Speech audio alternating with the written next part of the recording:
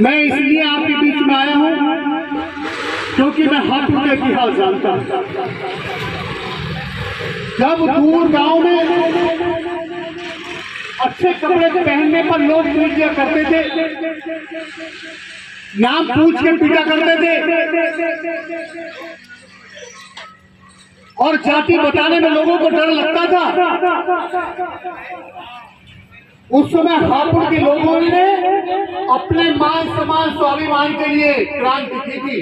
हापुड़ के लोगों ने अगर 100-100 किलोमीटर दूर अगर स्वाभिमान जिंदा है तो हापुड़ के लोगों की बदौलत है।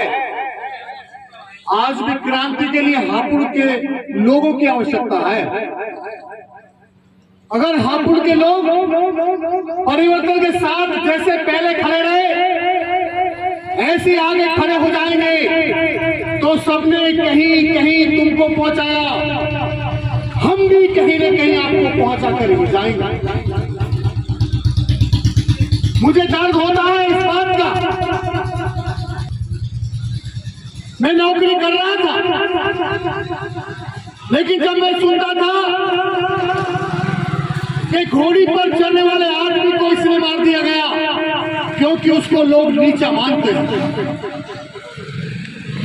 पानी का मटका छूने पे बच्चे की हत्या कर दी गई, बदायूं में 2 बहनों को बलात्कार करके उनको कपड़े उतार के हत्या करके नीम के पेड़ से टांग दिया गया और सीबीआई की रिपोर्ट आती है कि बलात्कार हुआ ही नहीं।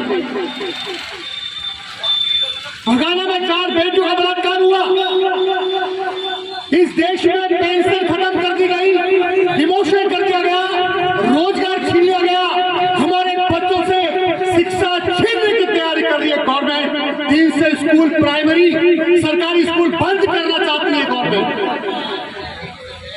ये आवाज उठाने की जिम्मेदारी उनकी थी जो विपक्ष में है, लेकिन अपने घरों में अपने महलों में रहते हैं। आवाज मिले तो इसमें हम जो मुद्दे वाले लोग हैं वो गरीबों की लड़ाई कभी नहीं लड़ सकते और महलों से कभी राजा पैदा नहीं होता। राजा तो जमीन से पैदा होता है, संघर्ष से पैदा होता है, समस्या से पैदा होता है, शोषण से पैदा होता है। और भाई चंद्रशेखर ने शोषण सहा है, 1.5 साल जेल में रहे, भाई चंद्रशेखर के नाखून उखाड़े गए, हाथ के और पैरों के। आप कभी भी हाथ मिलाना भाई चंद्रशेखर से तो देख लेना उनके नाखून, आपको पता लग जाएगा। अगर पिछवाड़े पे पुलिस डंडे पड़ जाए तो आदमी मिशन भूल जाता है, लेकिन उसके बाद भी वो आपके बीच में खड़ा है, संसद से सकल साल तक आपकी आवाज उठा रहा है। अगर उसका व्यक्ति आपका अपना नहीं हो सकता तो फिर कौन होएगा? लोग कहते हैं अरे बाहर से आए यहाँ पे चुनाव लड़ रहे हैं तो डॉक्टर बाबा साहब अम्बेडकर बाहर थे, चमार तो नहीं थे, हमारी बरादरी के नहीं थे, महाराष्ट्र के थे, हापुड़ के तो नहीं थे। लेकिन लड़ाई तो आपकी लड़ी बाबा साहब ने, देश के हर शोषित पीड़ितों की लड़ी।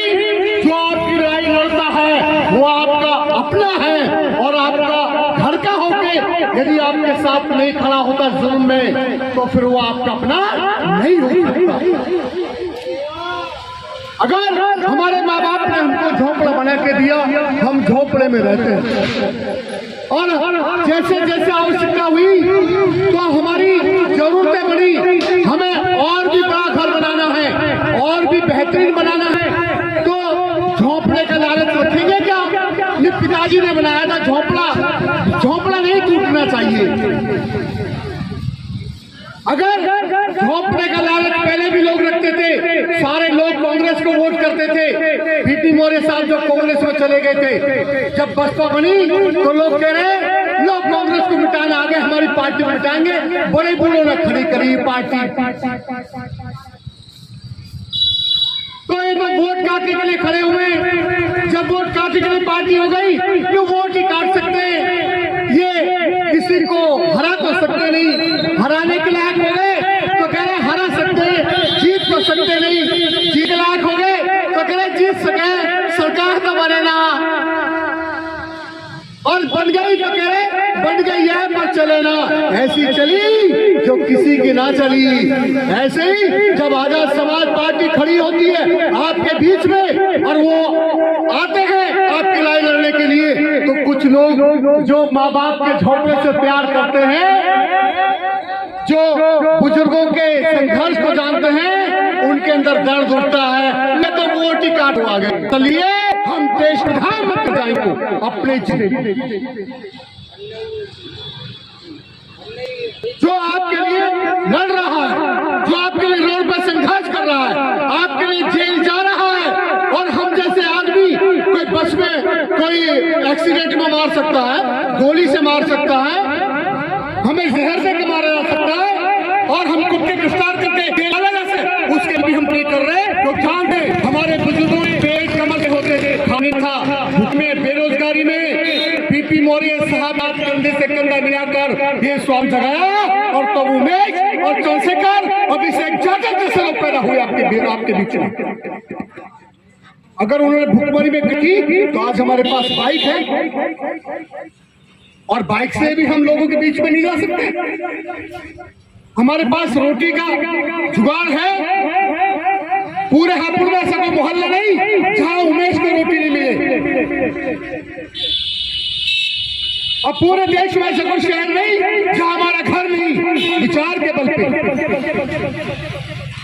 मेरे हापुड़ के लोगों, मैं आपके बीच में आया हूँ, थोड़ी मैं व्यवहारिक चर्चा करना चाहता हूँ, उसके बाद अपनी बात समाप्त करके मैं आपके बीच में हो सकता है 4-6 महीने यहाँ पे रहूँ, उसके बाद किसी शहर में कि मेरी जरूरत सिर्फ यही नहीं जगह है।